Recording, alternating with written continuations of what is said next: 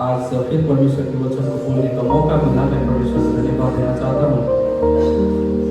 आज वचन का विषय जो है वो fruit of the Holi spirit है, पवित्र आत्मा का फल। और ये जो गलती का 5 अध्याय का 22 और 23 में यदि आप देखेंगे तो इसे आपको मिलेगा। जब पाउल अपने पहले मिशनरी जर्नी के दौरान, जब वो पहला मिशनरी जर्नी कर रहा था, उस समय में अगर आप प्रेरित 16 अध्याय को देखेंगे 6 आयत में और प्रेरित 18 अध्याय में देखेंगे तो आपको मिलेगा कि वहाँ में पाउल ने गलती के सुसमाचार प्रचार किया था और वहाँ में मंडली की स्थापना किया था। लेकिन वहाँ में बहुत सारे ऐसे यहूदी क्रिश्चियन लोग थे, यहूदी लोग थे जो ये वहाँ में ऐसा गलत प्रचार कर रहा था कि आपको उद्धार पाने के लिए केवल यीशु मसीह पर विश्वास करना काफी नहीं है, आपको क्या करना पड़ेगा, कुछ यहूदी नियमों को भी पालन करना जरूरी है।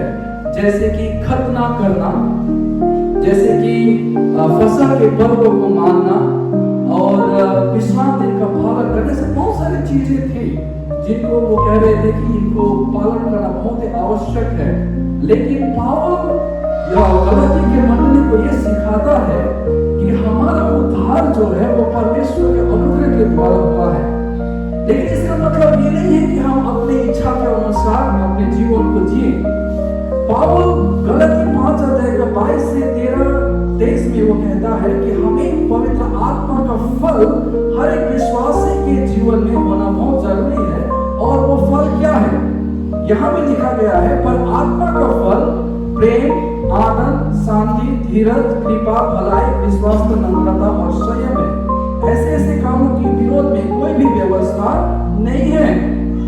पवित्र आत्मा का फल जो है वो क्या है, प्रेम, आनंद। किसको किसको मालूम है पवित्र आत्मा का फल कितना तो है, कितना? 9 फल है। कौन कौन सा है? प्रेम, आनंद, शांति, धीरज, कृपा, भलाई, विश्वासता, नम्रता और संयम। ये 9 फल हैं जो हर एक विश्वासियों के जीवन में होना बहुत ही जरूरी है। आप किसी भी पेड़ को उसके फल के द्वारा पहचान सकते हैं। अगर आप आम के घास में जाके एप्पल ढूंढेगा तो आपको मिलेगा? कभी नहीं मिलेगा। आपको आम का फल पाने के लिए आपको कहां जाना पड़ेगा? आम के पेड़ के पास जाना पड़ेगा।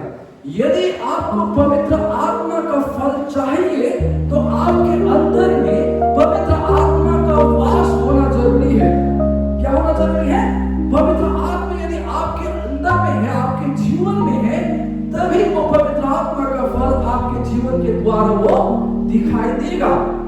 यदि पवित्र आत्मा हमारे जीवन में नहीं है तो पवित्र आत्मा का फल हमारे जीवन में दिखाई नहीं देगा। ये फल क्या है? ये फल क्या है? ये गोल होता है।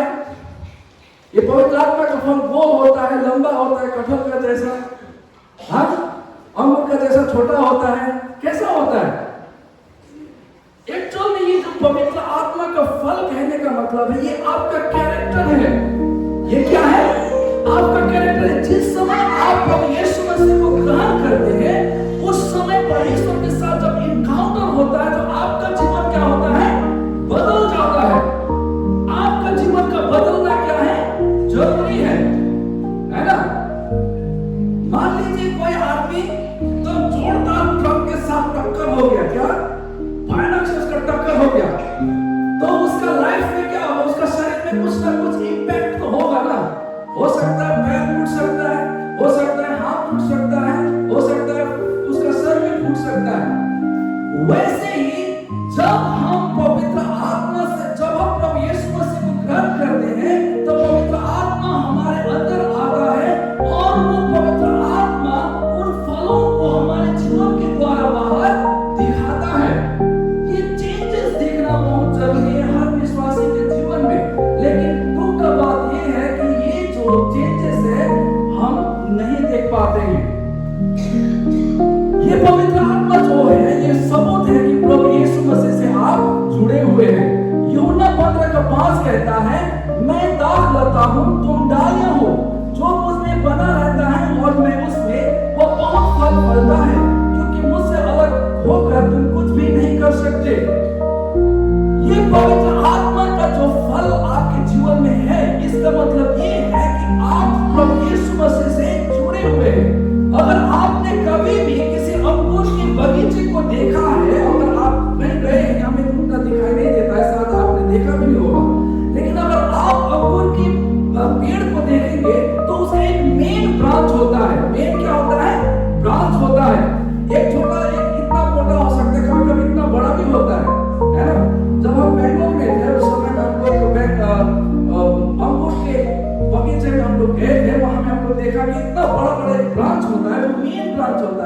लेकिन ऊपर में बहुत सारे छोटे छोटे ब्रांच होते हैं। समझ में आ रहा है ना? छोटे छोटे ब्रांच होते हैं। तो वो जो मेन ब्रांच है, सच्ची दाखलता, यानी जो वो मोटा ब्रांच है, वो क्या है? प्रभु यीशु मसीह है। और वो छोटे छोटे ब्रांचेस, जो छोटे छोटे डालियां हैं, वो हम हैं। यदि हम में पवित्र आत्मा का फल दिखता है, इसका मतलब ये है कि हम प्रभु यीशु मसीह में सच में विश्वास करते हैं। समझ में आ रहा है? यदि आप में प्रेम, आनंद, शांति, धीरज, कृपा, भलाई, विश्वास, नम्रता, संयम नहीं है, दिखाई नहीं दे रहा है, इसका सीधा सा मतलब है कि आप प्रभु यीशु मसीह से जुड़े हुए नहीं हैं। इसका मतलब ये है कि आपने अभी तक प्रभु यीशु मसीह को वास्तव में ग्रहण किया ही नहीं है। आप उस दाखलता से कट गए हैं। वो दाखलता जो प्रभु यीशु मसीह है। मालूम है दाखलताएं क्या होती हैं? जब आप दाखलताओं को देखेंगे, क्या होता है, जो किसान होता है, अंगूर का दाख का जो किसान करता है, खेती करता है, अगर आप उससे पूछेंगे तो आपको अच्छा से बताएगा। जो डालियां होता है ना, जो मेन ब्रांच होता है, उसमें वो लोग क्या करेगा, लंबा लंबा ऐसा धागा या तार बांध देगा, या फिर ऐसा मचान बना के रखता है। ध्यान से सुनिए, ताकि जो डालियां है ना, अंगूर का जो डाली है, वो जमीन को ना छुए। उसे कहां रहना है? कहां रहना है? ऊपर में रहना है। और उस डाली को जीने के लिए जो कुछ भी जरूरत है, उसे कहां से लेना है? उस मेन ब्रांच से लेना है, जो जमीन से जुड़ा है। समझ में आ रहा है ना? ध्यान से सुनिए, अच्छा से समझने का जरूरत है। आपको क्या करना है? आपको प्रभु यीशु मसीह के साथ जुड़े रहना जरूरी क्यों है? क्योंकि जो ये लताएं होती हैं, जो क्या बोलते हैं, मचान में वो होता है ना, वो लताएं, जब वो लताएं बढ़ जाता है और नीचे जमीन में छूता है ना, जमीन से छू जाता है, तो वो लता क्या करता है मालूम है? वो लता अपना एक अलग सा जड़ तैयार करता है। देखा है कभी खेती करने वाला लोग? मालूम होगा, देखो ऐसा। कभी कभी क्या बोलता है उसको, कद्दू का गाछ होता है ना, मेन ब्रांच तो होता है ना, मेन जहां से निकलता है, उसके साथ साथ जब उसका डाली फैलता जाता है, उसके साथ साथ वो दूसरा भी जड़ निकालता है। देखा है कभी ऐसा? सेम वैसा ही दाखलता से भी होता है। जब वो लताएं जमीन में छूती हैं, तो वो क्या करती है? नीचे जाकर वो अपना जड़ बना लेता है। समझ में आ रहा है? वो जब जड़ बनाता है, तो वो क्या करता है? मेन ब्रांच से वो क्या नहीं करता है? अपने रिसोर्सेस को नहीं लेता है। वो क्या करता है? रिसोर्सेस जो भी उसे चाहिए, पानी चाहिए, खाद चाहिए, वो कहां से लेता है? अपने जड़ से लेता है। वो वहां से जुड़ा हुआ है। समझ में आ रहा है? जुड़ा तो है उसके साथ में, लेकिन फिर भी वो क्या कर रहा है? अपना जड़ बना के वो खुद से हर चीज को वो निकाल रहा है जमीन से। समझ में आ रहा है? ऐसे अंगूर का फल, ऐसे दाखलता से निकला हुआ फल क्या होता है मालूम है? मीठा नहीं होता है, खट्टा होता है। कैसा होता है? खट्टा होता है। लेकिन जो जड़, जो डालियां मेन ब्रांच से जुड़ा हुआ होता है, उसका फल कैसा होता है? मीठा होता है। इसलिए प्रियो, यदि हमें प्रभु यीशु मसीह के साथ जुड़े रहना है, यदि हमें परमेश्वर के साथ जुड़े रहना है, तो हमें प्रभु पर निर्भर होना बहुत जरूरी है। हमें एक आत्मिक जीवन जीने के लिए, पवित्र आत्मा का फल पाने के लिए प्रभु के साथ जुड़े रहना बहुत ही जरूरी है। जब हम प्रभु से जुड़ते हैं, तभी ये पवित्र आत्मा का फल हमारे जीवन में दिखाई देता है। आज बहुत सारे विश्वासी हैं, उनमें पवित्र आत्मा का फल क्यों दिखाई नहीं देता है? क्या कारण है? हम क्रिश्चियन तो हैं, है ना? हम क्रिश्चियन तो हैं, लेकिन हम में ये प्रेम, आनंद, शांति, धीरज, ये 9 फल दिखाई क्यों नहीं देता है? पवित्र आत्मा जिस दिन हम प्रभु यीशु मसीह को ग्रहण करते हैं, उसी वक्त पवित्र आत्मा हमारे जीवन में प्रवेश करता है, लेकिन फिर भी वो 9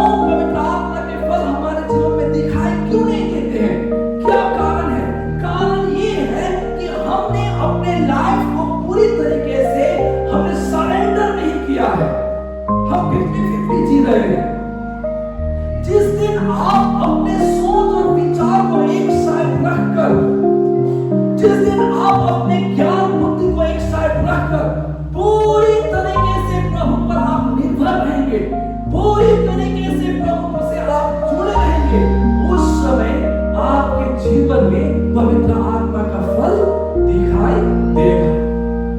प्रॉब्लम ये है, ये प्रॉब्लम ये नहीं है कि हमें परमेश्वर हमें वो पवित्र आत्मा का फल नहीं देगा, ऐसा बात नहीं है।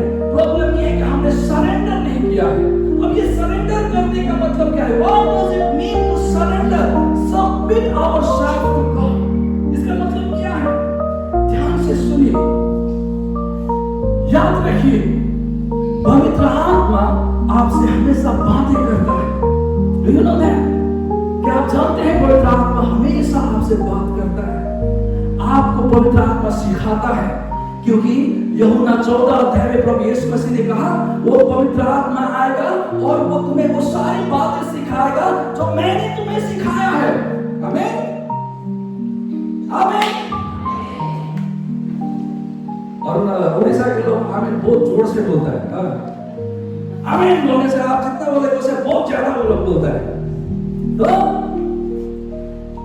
तो हम ये बोल रहे हैं कि जिस समय आप कोई भी परमेश्वर के विरोध में या परमेश्वर के इच्छा के विरोध में आप कुछ काम करते हैं, तो पवित्र आत्मा आपसे बातें करता है और कहता है कि सुन बेटी, ये गलत है।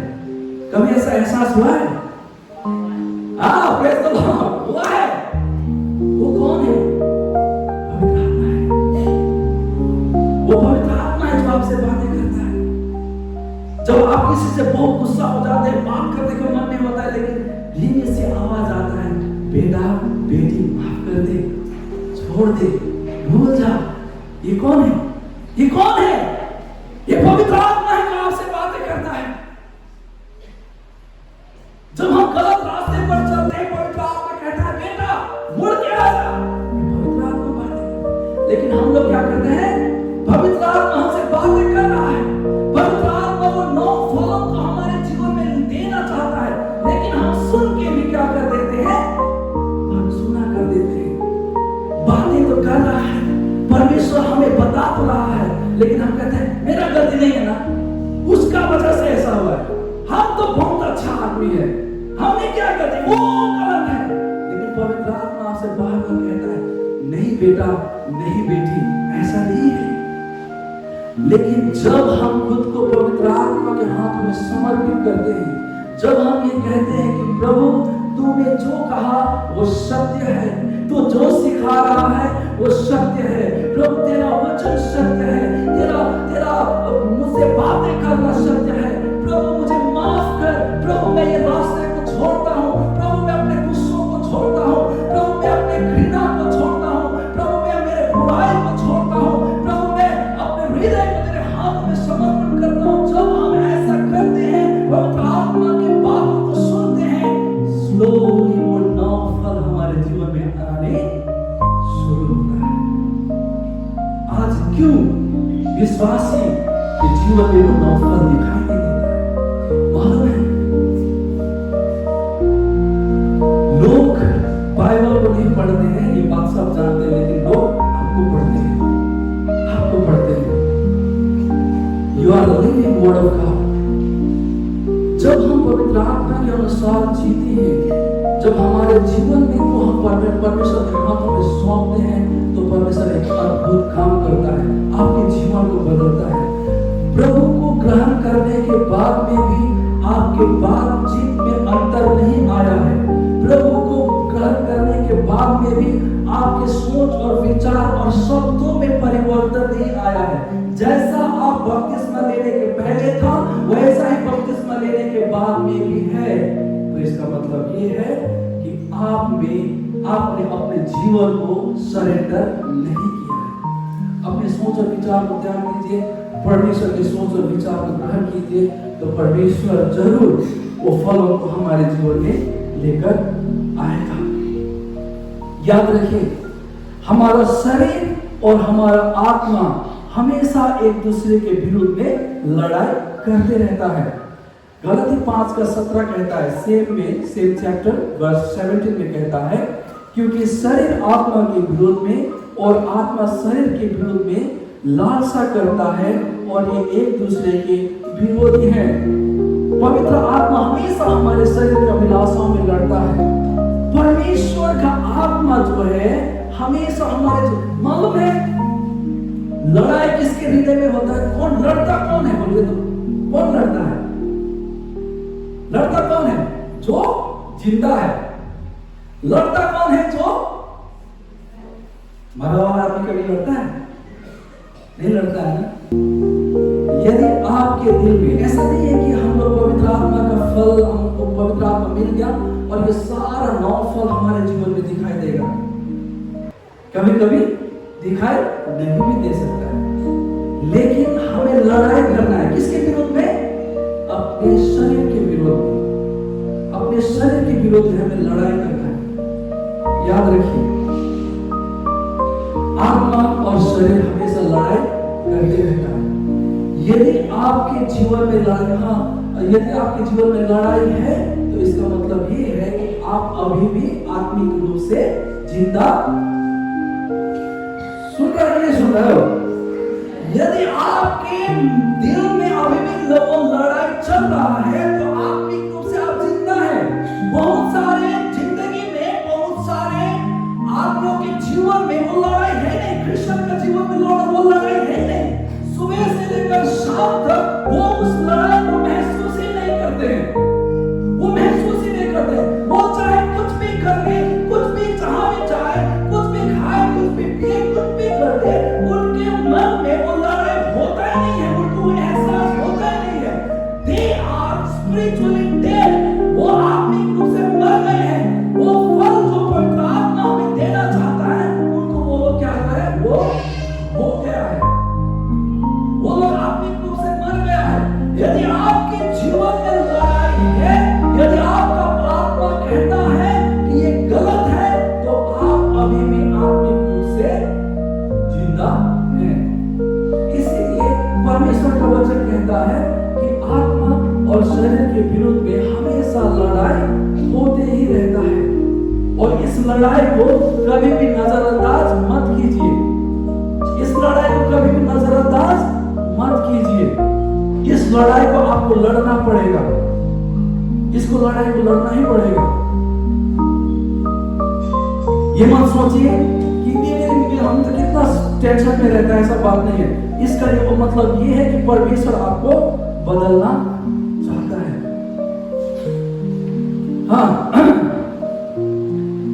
ध्यान से सुनिए। परमेश्वर का वचन कहता है ना कि आप जो है, हम लोग अन्य भाषाओं में बात करते हैं। अच्छी बात है, मैं इसमें गलत नहीं बोलूंगा, लेकिन ये प्रूफ नहीं है कि पवित्र आत्मा आपके अंदर है। समझ में आ रहा है ना? आप सेवकाई करते हैं, ये भी मतलब ये भी प्रूफ नहीं है कि आप पवित्र आत्मा आपके अंदर है ना? आप यहाँ से वहां, वहां से वहां जाते हैं, वो भी क्या बोलता है? प्रूफ नहीं है कि पवित्र आत्मा आपके अंदर है। What is the proof? Proof is the fruit. Proof क्या है? फ्रूट है, वो फल है जो आपके अंदर दिखाई देता है। फल क्या होता है? फल क्या होता है? दिखाई देता है कि नहीं देता है? आम का फल दिखाई देता है, अमरूद का फल दिखाई देता है। जब किसी पेड़ में फल लगता है तो वो दिखाई देता है। वैसे ही यदि पवित्र आत्मा का फल आपके अंदर है तो आपको उसको छुपाना नहीं पड़ेगा। वो आपके जिंदगी में वो दिखाई देगा। इसीलिए ये 9 फ्रूट्स पवित्र आत्मा का जो है वो ये प्रमाण है कि पवित्र आत्मा आपके जीवन में वास करता है। क्या आप जानते हैं कि gift of the Holi spirit यानी पवित्र आत्मा के वरदान और fruit of the Holi spirit में अंतर होता है? मालूम है gift of the Holi spirit क्या है? पवित्र आत्मा के वरदान क्या है? कितने वरदान है? पवित्र आत्मा के फल कितने हैं? पवित्र आत्मा के वरदान कितने हैं? कैथोलिक के अनुसार 7 है, हाँ, लेकिन प्रोटेस्टेंट के अनुसार यानी हमारे अनुसार कितने हैं? How many gift of the Holi spirit? फल तो 9 है, गिफ्ट कितने हैं? वो भी 9 है। गिफ्ट क्या है? वो भी 9 है। पवित्र आत्मा के फल भी 9 है और गिफ्ट भी 9 है। इसको याद रखना है। पर्टिकुलरली 12 अध्याय का 6 से 11 तक आप देखेंगे तो wisdom, knowledge, faith, healing, miracle, prophecy, discernment, tongues, interpretation, ये सारे क्या है? पवित्र आत्मा के गिफ्ट हैं। जब प्रभु यीशु मसीह ने मत्ती 7 अध्याय का 22 से लेकर 23 में कहा, ध्यान से सुनिए, इसको समझने वाली बात है। उस दिन बहुत से लोग मुझसे कहेंगे, हे प्रभु, क्या हमने तेरे नाम से भविष्यवाणी नहीं की और तेरे नाम से दुष्ट आत्माओं को नहीं निकाला और तेरे नाम से बहुत आश्चर्य कर्म नहीं किए? तब मैं उनसे खुलकर कह दूंगा, मैंने तुमको कभी नहीं जाना। हे कुकर्म करने वालों, मेरे पास से चले जाओ। ये लोग कौन है? ये लोग कौन है जिसे प्रभु यीशु मसीह ने कहा कि हे कुकर्म करने वालों, मेरे सामने से दूर हो जाओ? ये कौन है मालूम है? वे हैं जिनके पास पवित्र आत्मा के वरदान है। आमीन। लेकिन उनके पास पवित्र आत्मा के फल, आमीन, सुन रहे हैं ना? ये वे हैं जिनके पास पवित्र आत्मा के वरदान है। अब आप बोलेगा तो क्या पवित्र आत्मा का वरदान नहीं चाहिए? जरूर चाहिए। पवित्र आत्मा का वरदान जरूर चाहिए, लेकिन उसके साथ साथ पवित्र आत्मा का फल होना जरूरी है।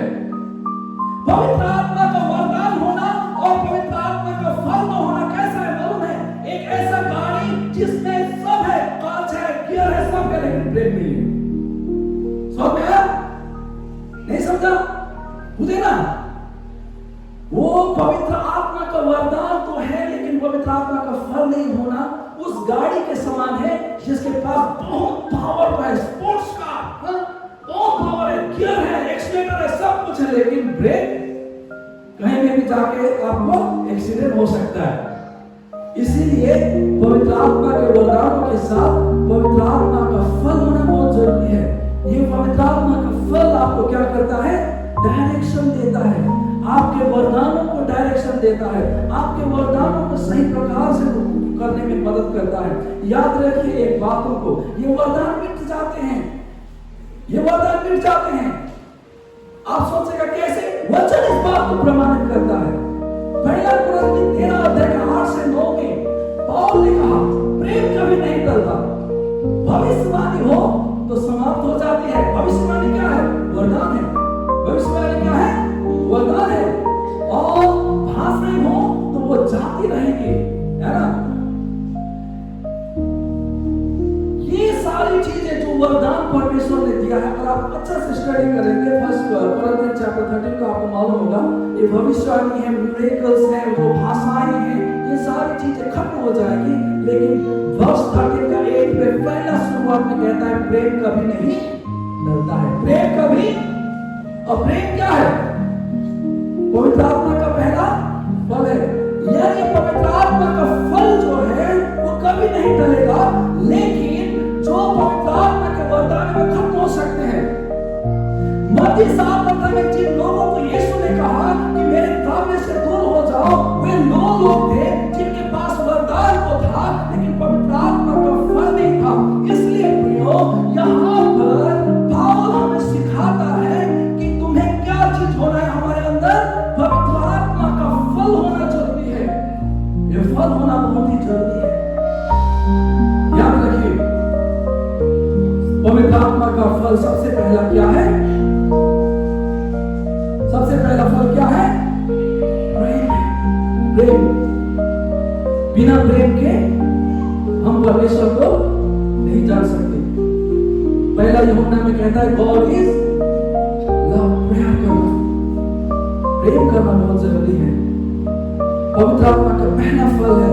अगर आप व्यवस्था विवरण 6 अध्याय में देखेंगे, यदि आप मत्ती और 22 अध्याय में देखेंगे तो वहां में लिखा है, love the Lord your God with all of your heart, with all of your strength and with all of your soul. अपने परमेश्वर को सारे शक्ति से, सारे ज्ञान से, अपने सारे बुद्धि से प्रेम करो। परमेश्वर का वचन कहता है ये सबसे बड़ी आज्ञा है। हमारा प्यार शुरू होता है परमेश्वर से। हमारा प्यार कहां से शुरू होता है? परमेश्वर से। जब हम परमेश्वर से प्रेम रखते हैं, जब हम परमेश्वर से जुड़े होते हैं, तब हमारे अंदर वो पवित्र आत्मा का फल आता है। ये फल, ये जो प्रेम है, वो इंसान के द्वारा नहीं आता है। हम क्या होते हैं, याद रखिए, इंसान का प्यार कैसा होता है बताइए? इंसान का प्यार कैसा होता है? आज आप किसी से प्यार करता है ना? आज आप किसी से प्रेम करता है, कल आप उससे दुश्मनी भी कर सकता है ना? हम गलत है ना, सही है? ये इंसान का प्रेम है। आज आप किसी से बहुत अच्छा रिश्ता है, कल वो रिश्ता टूट भी सकता है। लेकिन याद रखिए, परमेश्वर कौन से प्रेम के विषय में कहता है? परमेश्वर कहता है, प्रभु यीशु मसीह कहता है, अपने शत्रुओं से भी प्रेम करो। जो आपको पसंद करते हैं उनसे भी प्रेम कीजिए, जो आपको पसंद नहीं करते हैं उनसे भी प्रेम कीजिए। पवित्र आत्मा का फल जो प्रेम वो इस प्रकार का प्रेम है। पवित्र आत्मा का जो फल, जो प्रेम आपके जीवन में देता है, वो संसारिक प्रेम नहीं है। संसार का प्रेम तो क्या है? आज आप किसी से अच्छा किया तो आप प्रेम करेंगे, कल बुरा हुआ छूट जाएगा। लेकिन वचन हमें सिखाता है अपने शत्रुओं से भी प्रेम करो। मत्ती 5 अध्याय में कहता है अपने शत्रुओं से भी प्रेम करना है।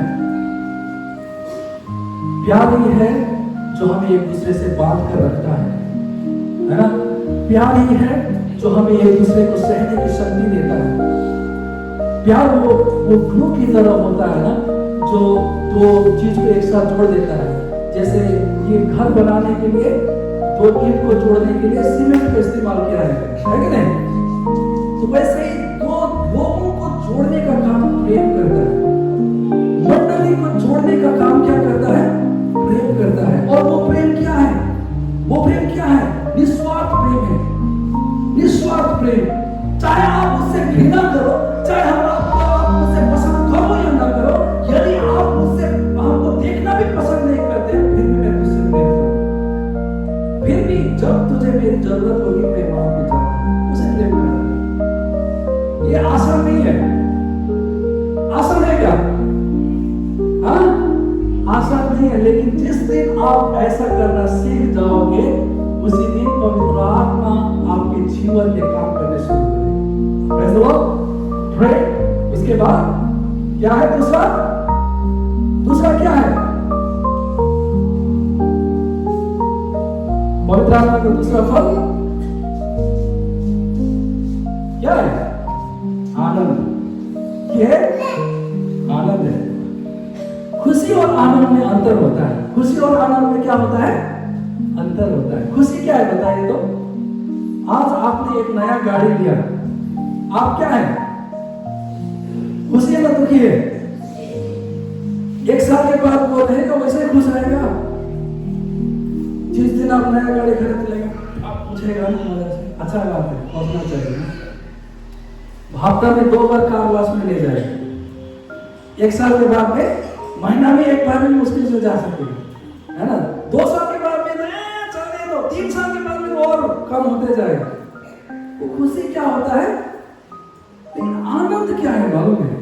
आनंद हमेशा आपके साथ रहता है। आनंद जो है ना वो हर परिस्थिति में आपके साथ रहता है, वो कभी घटता नहीं। आनंद कभी, समझ में आ रहा है क्या बोल रहे हैं ना? जो आनंद प्रभु परमेश्वर पवित्र आत्मा हमें देता है वो घटता नहीं है। और दूसरा चीज, आनंद दिखाई देता है। आनंद क्या होता है? दिखाई देता है। कैसा है? अच्छा है। कहाँ जा रहे हो? इधर ही है। वो आनंद नहीं है। आनंद आपके चेहरे में दिखाई देता है। Praise the Lord. आनंद आपके चेहरे से वो खिलकर दिखाई देता है। Praise the Lord. हमारे जीवन में परेशानियों के बावजूद भी जब हम हमारे चेहरे में वो खुशी होता है कि हाँ परमेश्वर कंट्रोल में है, हाँ परमेश्वर मुझे देख रहा है, हाँ परमेश्वर काम कर रहा है, भले ही अभी प्रॉब्लम है लेकिन परमेश्वर काम कर रहा है, वो आपके अंदर में, आपके चेहरे में वो आनंद दिखाई देगा। वो आनंद होता है। पाउल कहता है प्रभु में सदा आनंदित रहो। मैं फिर कहता हूं आनंदित रहो। मैं फिर कहता हूं आनंदित रहो। इसका मतलब क्या है? वो पहले कहता है कि प्रभु में आनंदित रहो, मैं फिर कहता हूं आनंदित रहो। इसका मतलब ये है कि हर क्रिश्चियन को आनंदित रहना बहुत जरूरी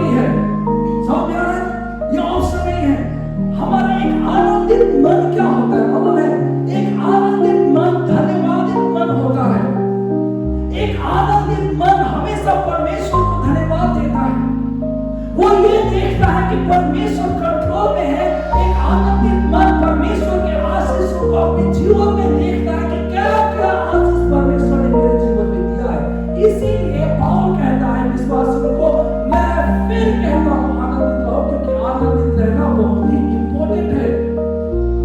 हमेशा जो कंप्लेन करते रहता है, हमेशा जो समस्याओं को देखते रहता है, हमेशा जो अपने जीवन के दुख को देखते रहता है, ऐसा इंसान कभी भी आनंदित नहीं हो सकता है। ऐसा इंसान कभी भी परमेश्वर को धन्यवाद नहीं दे सकता है।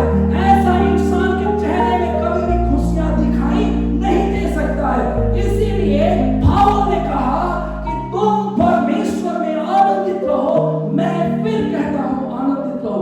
डबल वो फोर्स करके कहता है, एक वर्ड को वो उसके ऊपर प्रेशराइज करके कहता है, मैं फिर कहता हूं, एक बार नहीं मैं 2 बार तुमसे कहता हूं आनंदित रहो। इसलिए प्रियो, परमेश्वर का जो पवित्र आत्मा का दूसरा फल वो आनंदित होना है। यदि आपके जीवन में आनंद नहीं है, प्रार्थना कीजिए, प्रार्थना कीजिए और कहिए कि प्रभु पवित्र आत्मा तेरा दूसरा फल आनंद है, उस आनंद को एहसास करने की शक्ति दे। आमीन। और वचन क्या कहता है? तुम जो कुछ भी मेरी इच्छा के अनुसार मांगोगे, मैं उसे अपने पिता की महिमा के लिए दूंगा। ये परमेश्वर की इच्छा है कि आप आनंदित रहें। तो यदि आप परमेश्वर से प्रार्थना करेंगे कि प्रभु मुझे आनंदित होने की शक्ति दे, तो परमेश्वर अवश्य ही आपको वो शक्ति देगा। अगर आप आनंदित नहीं हो सकते हैं तो परमेश्वर से मांगिए। हम आनंदित क्यों नहीं हो सकते? क्योंकि हमारे दिल में जेलसी होता है, हम कभी सेटिस्फाई नहीं हो पाता है, कोई सेटिस्फाई नहीं है। हमको आज कुछ मिल गया तो कल और कुछ चाहिए, है ना? है कि नहीं? आपको साइकिल परमेश्वर से मांगेगा, परमेश्वर साइकिल दे देगा। आपको फिर बाइक चाहिए, फिर बाइक दे देगा तो आपको क्या चाहिए? बुलेट चाहिए। बुलेट दे देगा तो गाड़ी चाहिए, गाड़ी दे तो थोड़ा बड़ा गाड़ी चाहिए। सेटिस्फाई नहीं है ना? नहीं, ऐसा बात नहीं कि आपको नहीं मांगना चाहिए, ऐसा बात नहीं, चाहिए मांगिए ना, क्योंकि परमेश्वर क्यों नहीं देगा, जरूर दे। समझ में आ रहा ना? आप कुछ भी मांगिए, लेकिन यदि आपको जरूरत है तो परमेश्वर उस चीज को देगा, चाहे वो छोटा हो या बड़ा हो। मैं ये नहीं कहता हूँ कि आपके पास ये सारा चीज नहीं होना चाहिए, होना चाहिए, लेकिन सेटिस्फैक्शन हमारे दिल में होना है। धन्यवाद प्रभु तूने मुझे ये दिया है, धन्यवाद परमेश्वर मेरे पास ये है। जब ये चीज होता है तभी हम आनंदित हो सकते हैं। शांति, प्रेम, आनंद, शांति। शांति, शांति क्या चीज है? ये शांति, आनंद क्या है? ये बाहर से दिखाई देता है। आनंद क्या होता है? बाहर से दिखाई देता है। शांति मन के अंदर होता है। Praise the Lord. शांति मन के अंदर होता है, ये आपके अंदर है, ये दिखाई नहीं देता है। समझ में आ रहा है ना? ये दिखाई, आपके हृदय में एक शांति होता है। ये शांति कब आता है? जब आप परमेश्वर पर निश्चित आप होते हैं। एक बच्चा है ना, एक बच्चा जब अपनी माँ के गोद में रहता है तो वो कैसा होता है?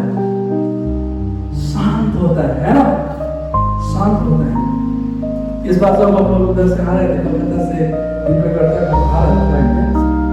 बाप रे बाप, एक बच्चा इतना रो रहा है, इतना रो रहा है, इतना रो रहा है, लेकिन जैसे उसके माँ ने उसको गोद में लिया, वो बच्चा शांत हो गया। तो शांति कहाँ से आता है मालूम है? शांति एक एश्योरेंस से आता है कि परमेश्वर मेरे साथ है। आमीन। परमेश्वर मेरे साथ है। जब प्रभु यीशु मसीह क्या होता है, वो झील से होकर जा रहा था तो वहां में बड़ा तूफान आया। कहानी मालूम है? ये कहानी किसको याद है? नहीं याद है ना? तो उसमें क्या होता है, वहां में प्रभु यीशु मसीह क्या हो रहा था? आराम से सो रहा था, लेकिन उनके चेहरे क्या हो रहे थे? डर रहे थे उस तूफान को देखकर, है ना? जब तूफानों के बीच में भी जब आपको एश्योरेंस रहता है कि प्रभु मेरे साथ में है, तो आपको वो शांति का एहसास होता है। वो शांति मिल सकता है, आपको मिल सकता है। वो शांति जब आप एहसास होगा, जिस दिन आपको वो शांति मिलेगा, उस दिन दुनिया का हर एक चीज जो है उस शांति के सामने फीका पड़ जाएगा। लोग मालूम है, इंसान सोचते हैं कि मेरे पास करोड़ों का रुपया होगा तो मुझे शांति मिलेगा। ऐसा बात नहीं है। आपके पास नहीं है इसलिए आपको लगता है कि पैसा होगा तो शांति होगा, तो हम क्या होगा, नहीं है इसलिए लगता है, लेकिन जिस दिन हो जाएगा ना, उस दिन नहीं होगा, वो शांति नहीं मिलता है। अगर वो शांति मिलता ना तो बिल गेट्स और उसका वाइफ का डिवोर्स नहीं होता। अब मैं बिल गेट्स मालूम है, बहुत धनी आदमी, वर्ल्ड का टॉप रिचेस्ट आदमी है, वो लोग के पास करोड़ों का संपत्ति है, फिर भी वो बूढ़े साल का बूढ़ा हो गया, उस टाइम वो लोग का डिवोर्स हो गया। पति पत्नी के बीच में शांति पैसों से नहीं मिलता है। ये जो शांति है वो पवित्र आत्मा का फल है। ये एक ऐसा एहसास है जो परमेश्वर पर भरोसा करने से आता है। कितना टाइम खत्म? ओके, हम लोग जल्दी जाएगा। तो परमेश्वर की शांति जो सारे समझ से परे है, तुम्हारे हृदय और तुम्हारे विचारों को मसीह यीशु में सुरक्षित रखेगा। ध्यान से सुनिए, फिलिप्पी 4:6 में पौल कहता है कि तब परमेश्वर की शांति जो सारी समझ से परे है, तुम्हारे हृदय और तुम्हारे विचारों को मसीह यीशु में सुरक्षित रखेगी। ये जो शांति वो सारी समझ से परे है। आप सोच कर देखिए, जब पौल ने इस पत्र को लिखा, इस चिट्ठी को लिखा, वो जेल में था। वो किसी 5 स्टार होटल में बैठकर आराम से दोनों पैर ऊपर रखकर चाय पीते हुए उसने ये चिट्ठी नहीं लिखा है। उसने ये चिट्ठी लिखा है कहां में? एक जेल में बैठकर उसने चिट्ठी लिखा और कहा कि प्रभु का शांति जो सारी समझ से परे है। पौल ने उस शांति को अपने जीवन में महसूस किया था, इसीलिए वो कह सकता है कि परमेश्वर की शांति सारी समझ से परे है। परमेश्वर का शांति को पौल ने अनुभव किया था, इसलिए वो इस बात को लिख सका। नहीं तो वो ऐसा नहीं लिखता, वो रोते लिखता ना, हम तो मरने वाला है, हम तो यहाँ पे जेल में है, मेरे लिए प्रार्थना करो, वो मेरा ये दर्द है, वो दर्द है, ऐसा है वैसा है, वो कह सकता था। लेकिन पौल की जिंदगी में वो शांति था, इसलिए वो इस बात को लिख सका कि परमेश्वर की शांति जो सारी समझ से परे है, वो तुम्हारे विचारों को प्रभु यीशु में सुरक्षित रखेगा। धीरज का मतलब क्या है? धीरज का मतलब है परमेश्वर में आशा बनाए रखना, बिना शिकायत के। धीरज, पेशेंस रखना। हमारे जीवन में पेशेंस नहीं है। हम प्रार्थना करते हैं और हमें उसका जवाब अभी चाहिए। हम परमेश्वर से कुछ मांगते हैं और उसको हमको अभी ही चाहिए। हम तो डेडलाइन भी दे देता है परमेश्वर को, प्रभु नेक्स्ट ईयर हमको ये चाहिए ही चाहिए। लेकिन धीरज के साथ परमेश्वर के रास्ते पर, परमेश्वर के समय का इंतजार करना है। कोई तो इतना दिन से प्रार्थना कर रहा है, कुछ नहीं हो रहा है, इतना दिन से प्रार्थना। मालूम है, मैं आपसे कहना चाहूंगा, मेरा पर्सनल टेस्टिमनी है। मेरा मामा जो है, सबसे बड़ा मामा, वो घर छोड़कर भाग गया था। उसका पत्नी मरने के बाद में वो घर छोड़कर भाग गया। छोड़ने के बाद में करीब 13 या 14 साल तक वो घर से गायब। शायद उससे भी ज्यादा था ना, क्या हमको उतना याद है, 30 ईयर्स से ऊपर ही था, हमको मालूम है। घर से गायब है, किसी को मालूम नहीं था वो कहाँ में है। लेकिन मेरा माँ उसको ढूंढ रहा था, मेरा माँ, अपना माँ, उसको मिल गया। किसी ने बताया कि एक आदमी ऐसा ऐसा यहाँ में, वो तो उसको पुलिस का नौकरी मिल गया था। उस समय का बात है, पुलिस का नौकरी मिल गया, वो पुलिस का जॉब कर रहा था। उस समय में मेरा माँ उसको ढूंढते ढूंढते वहां पर पहुंचा। मेरा दादी माँ बहुत अच्छा विश्वासी था, बहुत ही अच्छा। लोग गांव में कहते थे ये औरत अगर स्वर्ग में जाएगा तो कोई भी नहीं जाएगा बोलते। माफ कीजिए अगर आप भवन से बोल रहे थे, लेकिन ऐसे ही बोलता था। लेकिन उसका बेटा 13 साल में घंटी बजाने शुरू कर दिया। काली का भक्त बन गया। क्या बन गया था? काली का भक्त बन गया था। और जहां भी वो देखेगा जैसे से करता था। बचपन से जिसने प्रभु को पाया, बचपन से जिसको प्रभु का शिक्षा मिला, वो ऐसा हो गया था। लेकिन मेरा दादी माँ हमेशा विश्वास रखता था कि कभी ना कभी मेरा बेटा प्रभु में जरूर आएगा। प्रार्थना कर रहा था। उसके बाद में मेरा दादी माँ गुजर गया, प्रार्थना करते करते गुजर गया। बहुत साल बीत गया, करीबन 15 साल जैसा, 10-15 साल ऐसे ही प्रार्थना में ही बीत गया। मेरा दादी माँ भी वैसे ही चला गया। लेकिन जब मेरा दादी माँ गुजर गया तो मेरा नाना वापस गांव आया। गांव आने के बाद में उसका जीवन पूरी तरीके से बदल गया। Praise the Lord. उसका वाइफ जो न्यूट्रिशन था, उसने भी प्रॉब्लम में बपतिस्मा लिया, है ना। वो भयानक पान खाता था मेरा मामा, वो भी उसने छोड़ दिया। और मेरा मामी, वो भी समझ में आ गया। लेकिन अभी अगर आप जाएगा तो सिचुएशन अलग है। जितना भी चर्च के एल्डर्स होते, मेरा मामा भी चर्च के एल्डर है। मेरा कहने का मतलब ये है, हमें धीरज होना जरूरी है। हमें क्या होना जरूरी है? धीरज होना जरूरी है। जब हम प्रार्थना करते हैं तो परमेश्वर के सही समय का इंतजार कीजिए। और ये सारा चीज पवित्र आत्मा का फल है। ये क्या है? पवित्र आत्मा का फल है। हम जल्दी जल्दी जाएगा, नहीं तो भूख लगेगा ना। विश्वासता, एक विश्वासी को विश्वास योग्य होना चाहिए। एक विश्वासी को विश्वास योग्य होना चाहिए। कोई भी आपको ये ना कहे कि इसके ऊपर तो भरोसा नहीं है ना। आप उधार लेते हैं तो उधार को चुकाना भी सीखिए। और ये मेरा वचन नहीं है, परमेश्वर का वचन है। दुष्ट उधार लेता है और उसे चुकाता नहीं है, भजन संहिता में कहता है, सॉरी नीति वचन में कहता है। मालूम है? विश्वास, अगर आपके वचन में वो विश्वास योग्यता होना चाहिए। अगर आपने कुछ कह दिया तो कह दिया, वो आप उसको अवश्य ही पूरा करेगा। समझ में आ रहा है? आपने बोला कि मैं ऐसा करूंगा तो आप उसको करेंगे। हमें विश्वास योग्यता होना चाहिए। लोग आपके ऊपर निर्भर होना चाहिए कि हाँ, ये आदमी ने कहा है तो पक्का ये करेगा। हमें ये पवित्र आत्मा का फल है। लेकिन हम तो क्या करते हैं, बात को एक बार ये और एक बार वो।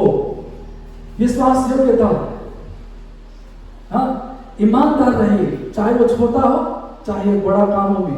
अगर आपको कुछ जिम्मेदारी दिया गया है, अगर आपको कोई भी जिम्मेदारी दिया गया है तो उस जिम्मेदारी को ईमानदारी से निभाइए। चाहे वो चर्च का छोटा ही काम क्यों ना हो, चाहे वो बड़े से बड़े काम क्यों ना हो, कुछ भी काम जो आपको दिया गया है तो लोगों को ये विश्वास होना चाहिए कि मैंने उसे ये काम करने के लिए कहा है और वो इस काम को जरूर करेगा और सबसे अच्छे तरीके से करेगा। हमें ये विश्वास योग्य होना चाहिए। ये क्या है? ये पवित्र आत्मा का फल है। हाँ, परमेश्वर के प्रति विश्वास योग्य रहिए, प्रार्थना में विश्वास योग्य रहिए, नम्रता, हम्बलनेस। पवित्र आत्मा में हमें नम्र होना सिखाता है। लोगों को बहुत सारे बातों का घमंड होता है, बहुत सारे लोग बहुत सारी चीजों को घमंड करते हैं। कोई अपने जात पर घमंड करता है, हम बहुत बड़ा जाति है। कोई बोलता है कि अपने ज्ञान पर घमंड करता है, कोई अपने डिग्री पर घमंड करता है, हम तो इतना पढ़ा है, हम ये किया है, वो किया है। कोई अपने पैसों का घमंड करता है, लाखों करोड़ों का जमीन है, यहाँ भी जमीन, वहाँ में फ्लैट, यहाँ में गाड़ी, वहाँ में बंगला, सब कुछ का घमंड होता है। किसी को अपने पोस्ट का घमंड होता है, हम इतना बड़ा पोस्ट में, बहुत सारे घमंड को लिए हुए हम चलते हैं। यदि ये सारे घमंड हमारे जीवन में है तो इसका मतलब ये है कि पवित्र आत्मा हमने काम नहीं कर रहा है। नम्रता का अर्थ होता है दूसरों का सम्मान करना। नम्रता पवित्र आत्मा की दी हुई वो शक्ति है जिससे हम विनम्रता, कोमलता, धैर्य और प्रेम के साथ बिना घमंड के, बिना खुशी के जीते। नॉर्मली प्रभु यीशु मसीह क्या कहता है? परमेश्वर का वचन कहता है, परमेश्वर का वचन कहता है, परमेश्वर किससे घृणा करता है? परमेश्वर किससे घृणा करता है? परमेश्वर घमंडियों से घृणा करता है। और नम्र पर वो क्या करता है? अपना अनुग्रह करता है। हम कौन सोच रहा था परमेश्वर घमंडियों से घृणा क्यों करता है? क्या कारण है परमेश्वर घमंडियों से घृणा करता है? क्योंकि घमंडी इंसान जो है ना, वो अपनी गलतियों को कभी नहीं मानता है। समझ में आ रहा है ना? वो अपनी गलतियों को कभी नहीं मानता है। वो हमेशा अपने आप को सही ही सोचता है। जो अपने आप की गलतियों को नहीं मानता है, वो अपने आप को सुधारेगा कैसे? अपने आप को परिवर्तन करेगा कैसे? जो इंसान अपने गलती को मानता नहीं है, वो परमेश्वर की आज्ञाओं को कैसे मानेगा? है ना? आज हम अपने घमंड हमारे दिल में इतना है कि हम परिवर्तन होना नहीं चाहते। हमारे देश में भी यही है। हम इतना घमंड हमारे क्या करता है, हमारे आंखों को बंद कर देता, सच्चाई को देखने नहीं देता है ना? हमारे देश में भी वही है। हम सोचते हैं हमारा देश बहुत बड़ा है, हमारा देश ऐसा वैसा, बहुत अच्छा है, हमारा देश सबसे अच्छा है ना? लेकिन हमारे कमजोरी भी तो है ना, लेकिन हम उन कमजोरियों को नहीं देखते हैं। क्यों? क्योंकि हमारा अंदर वो घमंड है। लेकिन जब हम नम्रता के साथ रहते हैं तो हम अपने कमजोरियों को देखते हैं। प्रभु मैं कहाँ कमजोर हूँ। D.L. मोडी, जिसके चर्च में 6000 चर्च मेंबर्स थे, कितना? 6000 चर्च मेंबर्स था।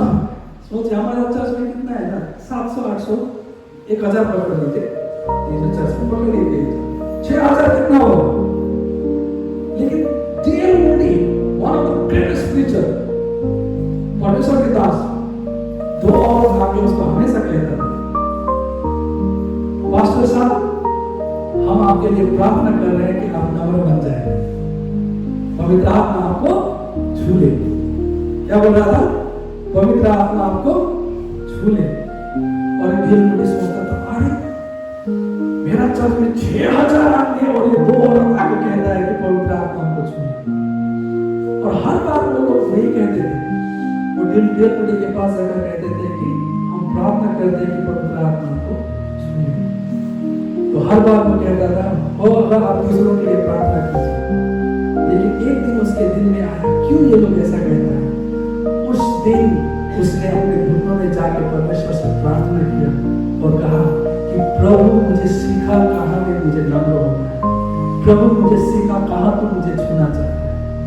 उसी वक्त पवित्र आत्मा उसके दिल में उतरी, है ना?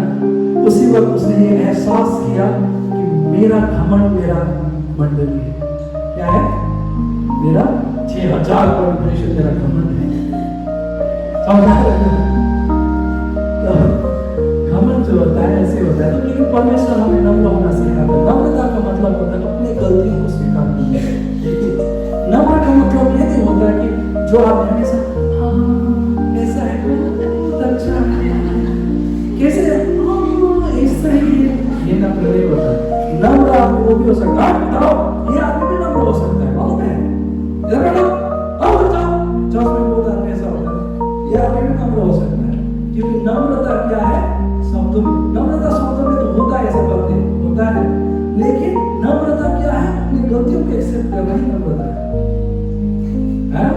ऑफकोर्स हमारे सब में वो मिठास होना चाहिए, ऐसा बात नहीं है, लेकिन अपनी गलतियों को स्वीकार करना ही नम्रता है। संयम होना, संयम, खुद पर नियंत्रण रखना, है ना? खुद पर कंट्रोल रखना, गलत शब्दों को बोलने से पहले 2 बार सोचना, किसी को के ऊपर हमें क्या बोलता है, किसी के विरोध में बोलने से पहले हमें 2 बार सोचना, है ना? ये संयम रखना होता है। हमें गुस्सा हो गया, फट से 2 बार बोल दिया, ये संयम नहीं होता। संयम होना बहुत जरूरी है। जब हमारे जीवन में समस्याएं आती हैं तो संयम के साथ ना, सेल्फ कंट्रोल के साथ हमें रहना जरूरी है। अपने इच्छाओं के ऊपर संयम रखना। ध्यान से सुनिए, जवान लड़का लड़की लोग अपने संयम के साथ रहना, अपनी पत्नी के साथ, अपने पति के साथ संयमता के साथ रहना। कभी कभी बहुत गुस्सा आ जाता है, नहीं आता है, भयानक से गुस्सा बोल दिया, बोलने के बाद में वो तो आपने सॉरी बोल दिया, लेकिन वो जो खीर है वो रह गया। संयम रखना, गुस्सा तो है, कोई बात नहीं, धीरे धीरे वो गुस्सा भी खत्म हो जाएगा। फिर ये सारी चीजें जो है, मैं नहीं कह रहा हूँ, ये परमेश्वर का वचन है, ये मैं नहीं सिखा रहा, लेकिन परमेश्वर का वचन आपको सिखाना है। तो पवित्र आत्मा का फल यही है। जब पवित्र आत्मा हमारे जीवन में वास करता है तो ये फल हमारे जीवन में दिखने लगता है। तो क्यों हमारे जीवन में वो फल नहीं दिखता है? क्योंकि हमने परमेश्वर को, पवित्र आत्मा को अपने जीवन को सरेंडर नहीं किया है, सरेंडर नहीं किया है। हम पवित्र आत्मा के वचनों को नहीं सुनते हैं। जब पवित्र आत्मा हमें कुछ सिखाने की कोशिश करता है तो हम अपने ही घमंड में उन बातों को नहीं सुनते हैं, हम सुनकर भी अनसुना कर देते हैं। तो पवित्र आत्मा हमें ये बात को सिखाता है। Praise the Lord. तो आज इस वचन के द्वारा मैं आपको यही कहना चाहता हूँ कि परमेश्वर ने आपको इस समय दिया है कि हम इन आत्मा के फलों को लाएं और लोग उन फल को देख सके और परमेश्वर की महिमा, क्योंकि हम चुने हुए लोग हैं। हम क्या है? चुने हुए। आप और हम साधारण नहीं है, क्योंकि जो रास्ते में घूम रहा है ना, ऐसा हम लोग नहीं है। हम लोग ऐसा नहीं है, हम लोग चुने हुए लोग हैं। परमेश्वर ने हमें चुना है ताकि हम फल लेकर आए, है ना? परमेश्वर ने चुना है कि हम फल लेकर आए। यूहन्ना 15 अध्याय में क्या कहता है? जिस डाली में फल नहीं होगा उसे काटा जाएगा और आग में झोंका जाएगा। इसलिए बाद में यीशु मसीह ने मरकुस में का सुसमाचार में अगर देखिएगा तो यीशु मसीह एक अंजीर के पेड़ की तरफ जाता है और वो देखता है कि कहीं इसमें फल तो नहीं है ना? लेकिन वो देखता है कि उसमें फल नहीं है, केवल क्या है? पत्ते ही हैं। और प्रभु यीशु मसीह क्या कहता है? अब से कोई भी तेरे फल को खाने न पाए। वैसे ही प्रभु यीशु मसीह हमारे जीवन को देखता है, फल है कि नहीं, पवित्र आत्मा के फल है कि नहीं है। लेकिन यदि परमेश्वर हमारे फलों को नहीं देखता है तो प्रभु यीशु मसीह क्या हो जाता है? निराश होता है, वो निराश हो जाएगा। इसलिए वो फलों को लाना जरूरी है। किसके लिए? मालूम है किसका फायदा के लिए?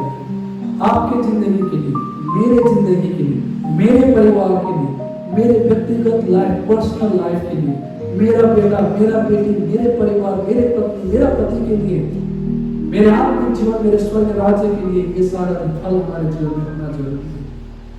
ये सारी चीजें परमेश्वर हमें हमारे फायदे के लिए कहता है, उसके फायदे के लिए नहीं, है ना? नीतिवचन 16:32 कहता है जो अपने मन पर संयम रखता है वो भीड़ से भी बढ़कर है। अपने मन पर संयम रखना बहुत जरूरी है। परमेश्वर वचन पर आशीष है। आइए हम प्रार्थना करें। प्रभु तू महान है, तू सर्वशक्तिमान है, तेरे जैसा कोई नहीं प्रभु।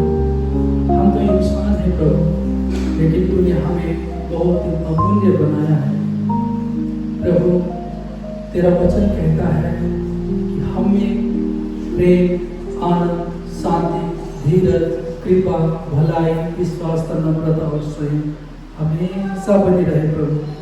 पिता ये फल हमारे जीवन में होना जरूरी है, लेकिन बहुत बार ये फल हमारे जीवन में दिखाई नहीं देते क्योंकि हम अपने आप को पवित्र आत्मा के ऊपर हम सरेंडर नहीं करते प्रभु। हम खुद को समर्पण नहीं करते।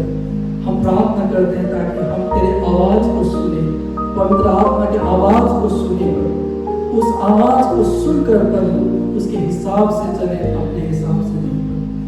परमेश्वर पिता को दया कर कि हमने ये सारे फल प्रभु दिखाई दे, ताकि आने वाले दिन में प्रभु हम अपने जीवन के द्वारा तेरी महिमा को कर पाए। धन्यवाद सारे बातों के लिए। धन्यवाद प्रभु ने मुझे सहायता किया इस वचन को बोलने के लिए। धन्यवाद मेरे साथ बोलने के लिए। यीशु मसीह के पवित्र नाम से प्रार्थना को मांगते हैं, आमीन। Praise the Lord. धन्यवाद।